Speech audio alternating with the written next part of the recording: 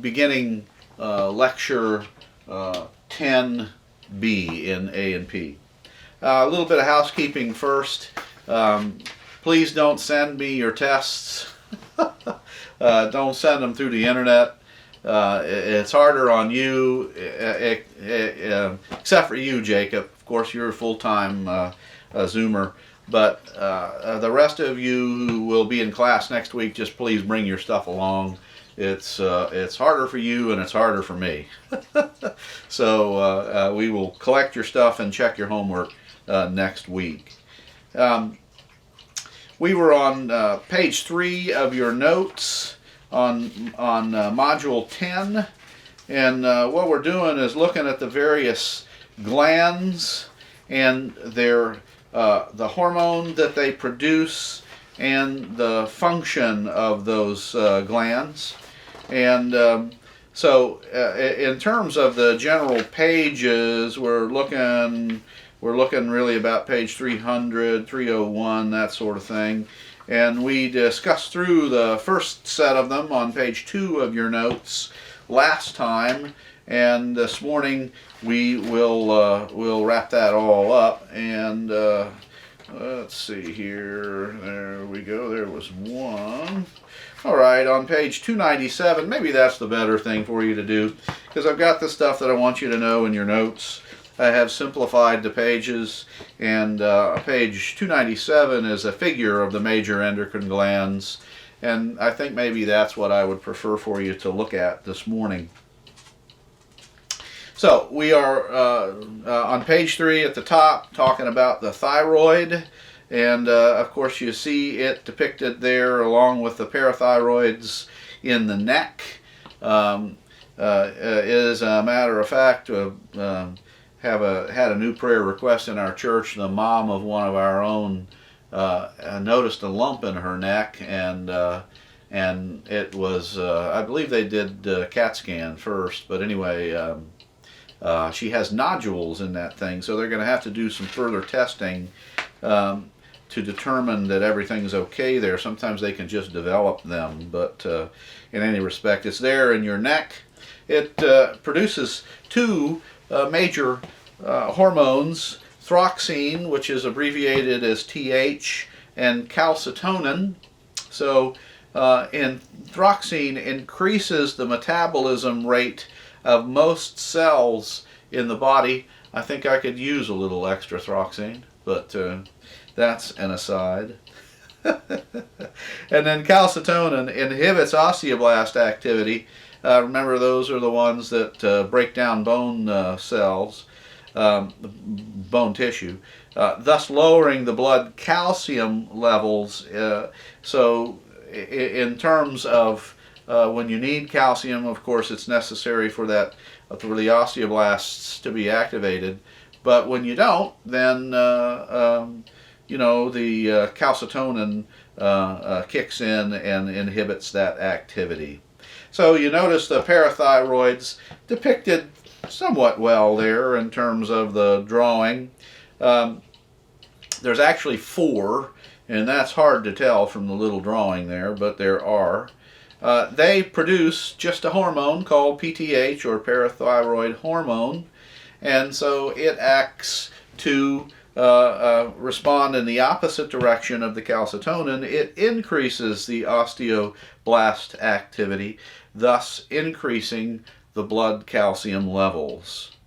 So notice then the adrenal glands, the adrenal medulla and the adrenal cortex.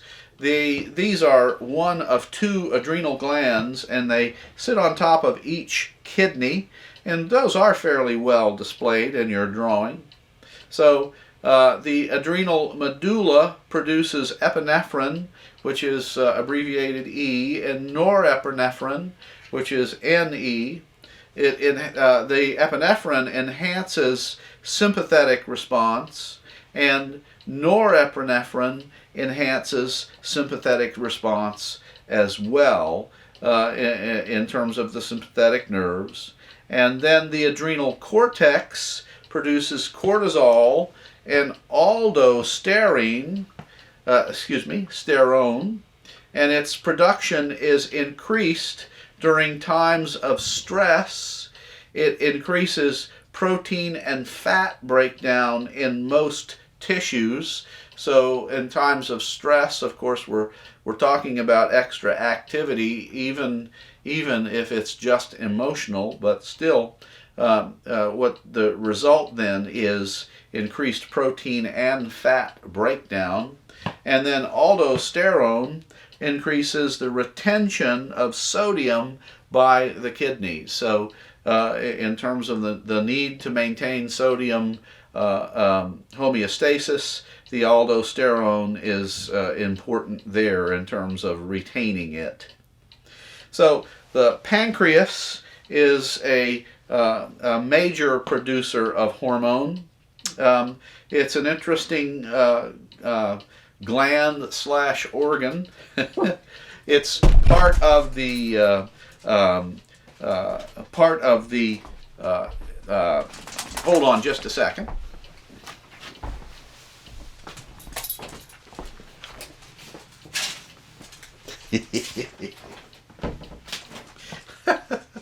That's what happens when you teach from home. That was a kid with a dog. Oh, I tell you. So the pancreas is part of the digestive and endocrine systems. Type 1 diabetes mellitus, the pancreas is unable to produce insulin. The cells do not readily take in glucose. That's the disease that I'm sure you've heard of, and sadly you probably know people who have that disease. Type 2 diabetes, the cells are unable to respond to insulin due to too few or no insulin receptors. So what you have is either the inability to produce insulin and or the inability to respond to insulin that distinguishes those two forms of diabetes.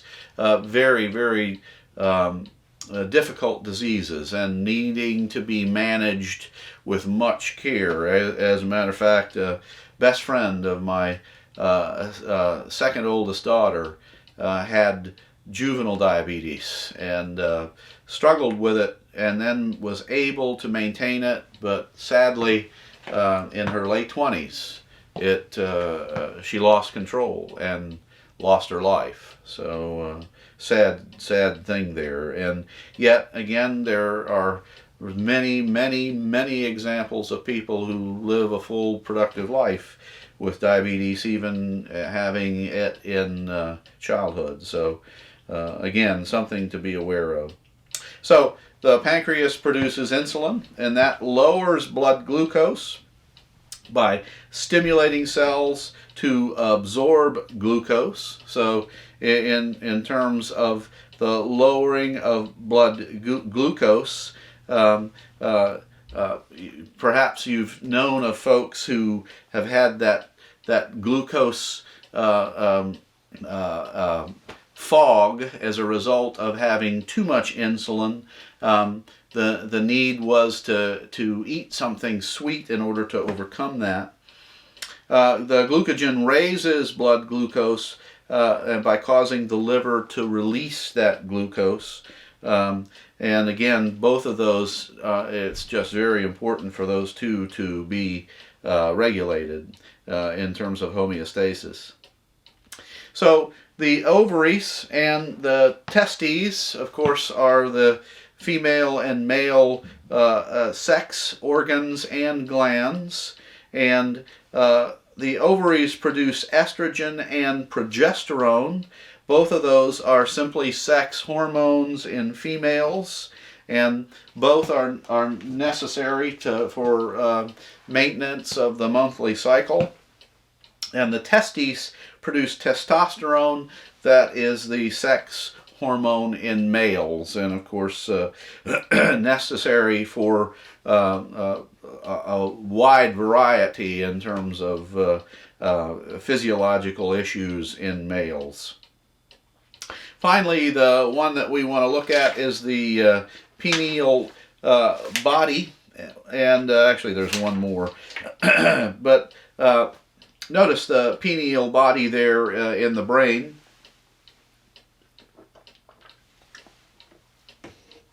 It produces serotonin and melatonin.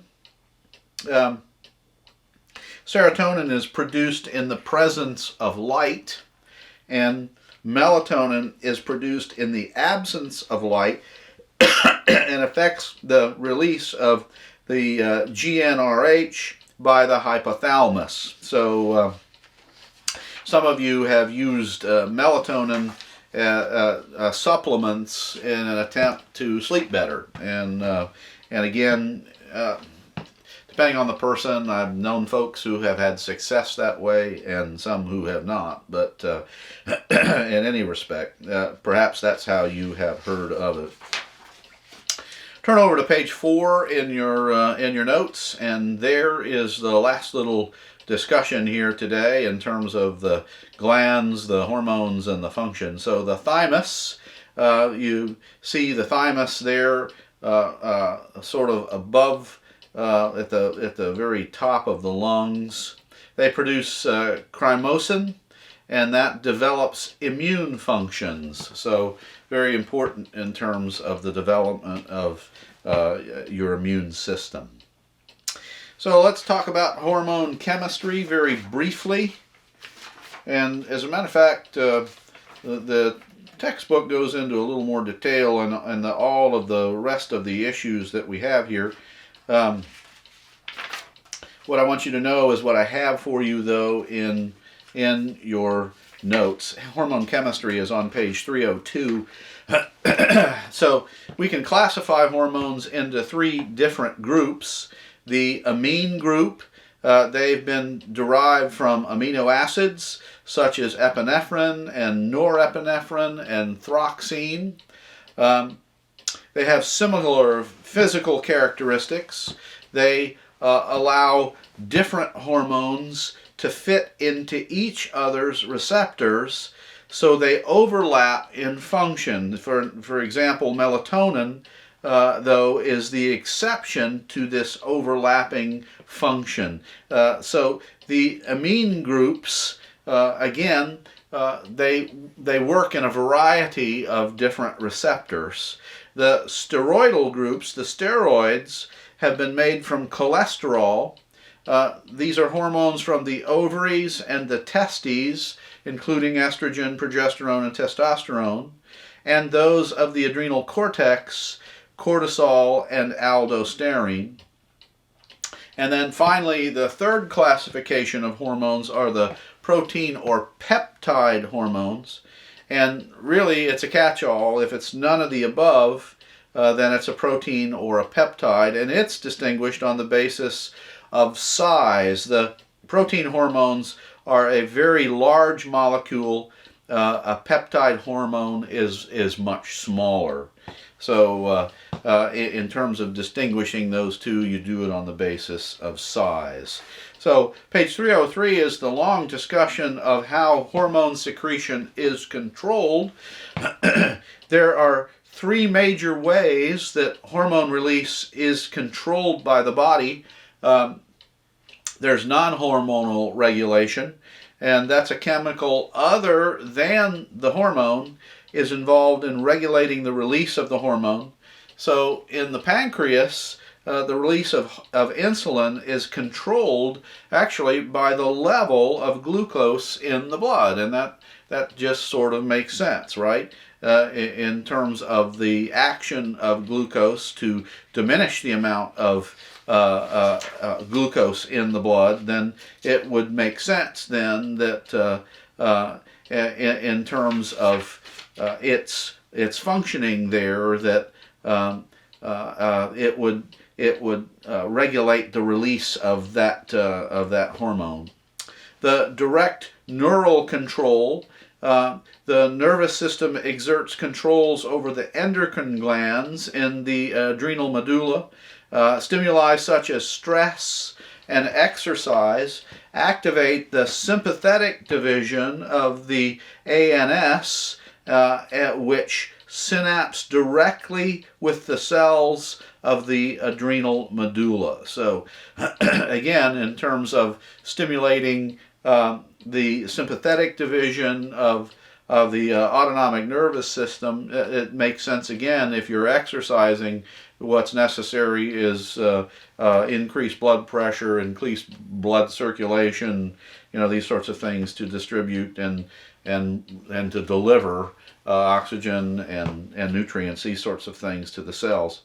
And then there is hormonal control. So we had non-hormonal, direct neural, and hormonal control, and that's the hormones themselves exert control over the endocrine glands. So that's kind of an interesting reality as well. So there are patterns to hormone secretion, and there's a pretty long discussion of that in terms of the next pages, 304, 305, with some interesting depictions there. Actually, what I want you to know, though, is just these three patterns and to be familiar with them, and then we're going to finish out with the bulleted points. So we're actually going to finish relatively early today. That's not a bad thing, necessarily, but in any respect. So the three distinct patterns of hormonal secretion which control mechanisms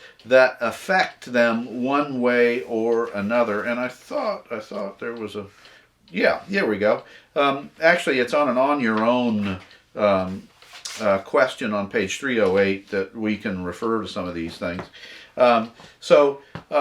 The patterns of hormone secretion, if you would turn to page 308 in your textbook, so you can just see the little examples of graphs. So there is constant secretion, and the hormones are constantly produced by the, well, there's the cuckoo.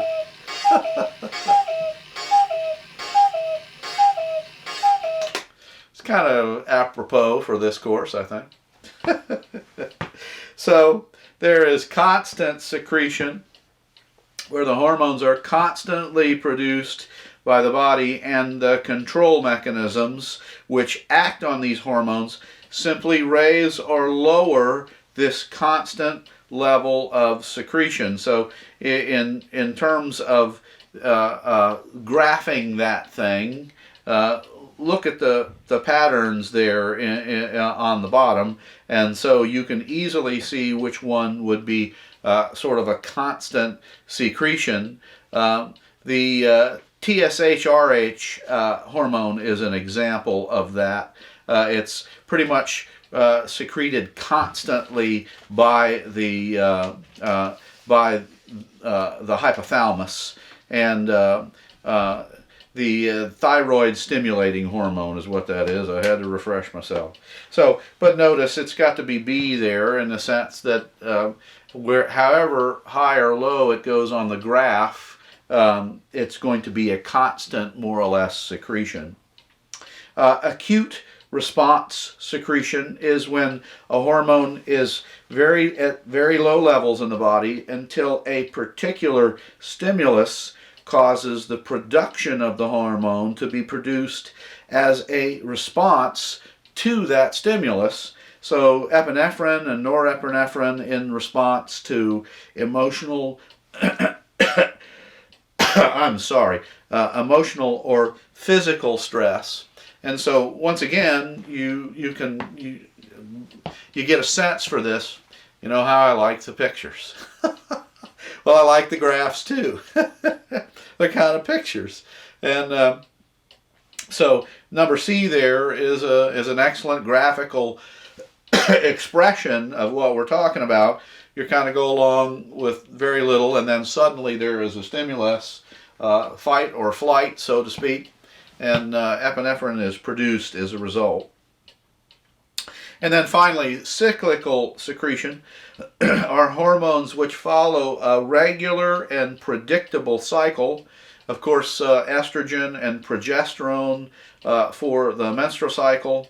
And as a matter of fact, testosterone is also on a daily cycle. Usually testosterone amounts are highest in the morning, and so in terms of graphically presenting that, as well as the menstrual cycle, you get the idea from the graph A there in the On Your Own on page 308.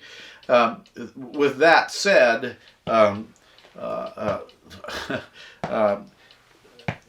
regular for most people is irregular.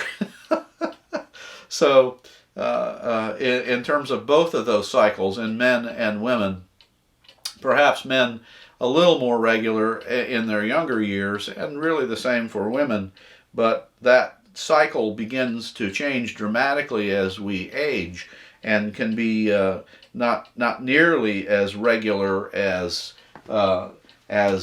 it had been perhaps at one point in our lives. Some men and women report that these cycles were never regular, but in any respect, the idea is that the predictable regular cycle is the result of that cyclic secretion in terms of these particular hormones.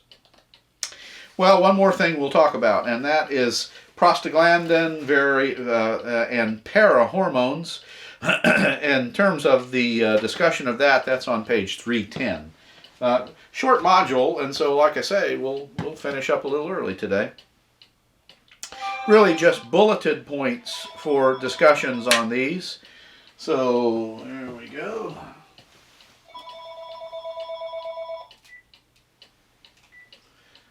Alrighty, one of 10,000 spam calls. Prostaglandin and parahormones. So these are active lipids or fats which produce many effects in the body, including smooth muscle contractions, inflammation, anti-inflammation, and pain. They're one of several signal chemicals in the body other than the hormones, these prostaglandins and parahormones. They, interestingly, are secreted by virtually all of the cells in the body. Isn't that interesting? But unlike hormones, they're not secreted into the blood and carried along or away. They're secreted into the interstitial fluid. That's the fluid that surrounds the cells, and they produce then only local effects. They increase certain smooth muscle contractions and increase blood clotting and control inflammation. These things enable the immune system to be mobilized to fight an invader. So again, we've discussed some of these things in the past in terms of blood clotting as well as immune response, in particular inflammation. And we recognize in terms of the need for that local control. If you have a wound, and one of the important things in terms of that wound is to get the blood stopped, the blood flow stopped, particularly if it's a bad wound, and so again, that response is not necessarily an all body response. It's just localized, and the same thing for an infection that say would get into that wound. The need there is to fight the infection locally, to bring the inflammation locally in order to prevent the infection from spreading. So aspirin and also ibuprofen and